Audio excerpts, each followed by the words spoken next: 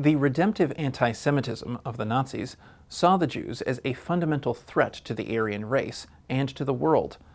The Jews, by their mere existence, were perceived by the Nazis as a disruptive element which poisons humanity and is a hazard to the existence of the natural order.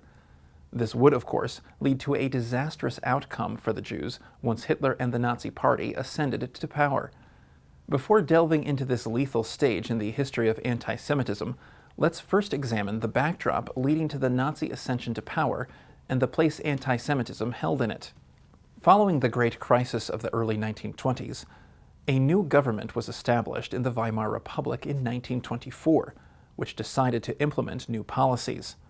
Within a few weeks, inflation was restrained, a new currency was in place, and a new agreement for reparation payments had been adopted. These were accompanied by a surge in the creative arts such as film, theater, and music. At the same time, however, the social and economic instability of the earlier years persisted. The economy was dependent on foreign markets, and unemployment was still high.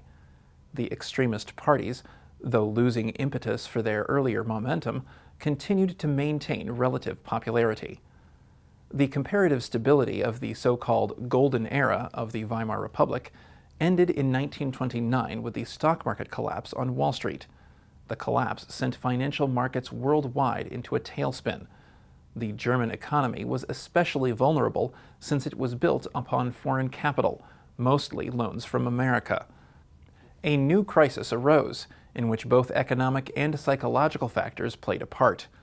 Memories of the economic depression that marked the early 1920s were still fresh. Consequently, the German public panicked. Crowds descended on banks to withdraw their savings, and banks, which were unprepared for such large withdrawals, collapsed. As a result, factories closed and the number of unemployed increased astronomically. It is against the backdrop of this extreme crisis and the instability of the 1920s that anti-democratic parties and factions, including the Nazi Party under Hitler, gained popularity. Adolf Hitler and the Nazi Party rose to power on January 30th, 1933, following elections in November of 1932, in which the Nazis had emerged for the second time as the largest party in the German parliament, the Reichstag. However, in this rise to power through more or less democratic elections, the Nazis in fact had lost those elections. In the elections that had taken place a few months earlier, the Nazis had actually had a larger portion of the vote. They had gone down 4% between July 1932 and November 32, and in a sense, they had lost that election. But they came to power then at the head of a coalition from what some in other conservative parties believed was a position of Nazi weakness, and they proceeded from there to consolidate their power and to develop the Nazi regime as we know it. In the elections that brought the Nazis to power, a clear, significant majority of the German electorate had voted for political parties that advocated that if elected, they would dismantle democracy.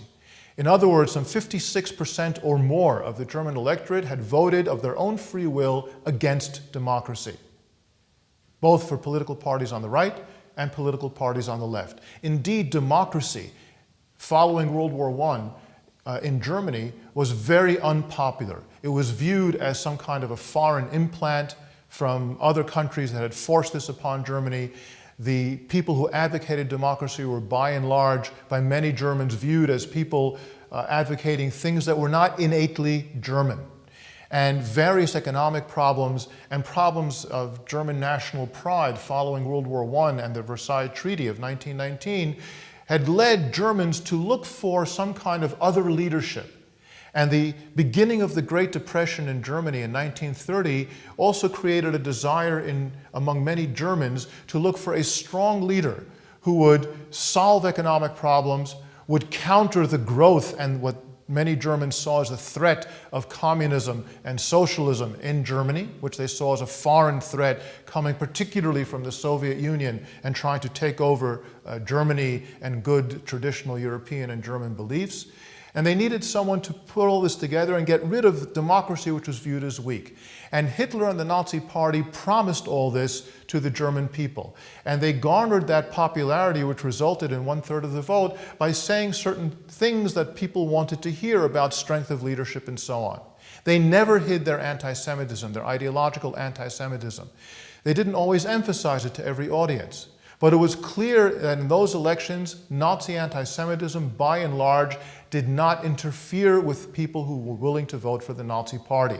Not only that, once the Nazis came to power and began to implement their policies, and particularly their policies against the Jews in the first years in power before World War II, their anti-Semitism and the policies against Jews did not cause any kind of backlash among the German people, either because some were indifferent to what was happening to the Jews, or because others were pleased to see the Jews being put, quote unquote, into their place.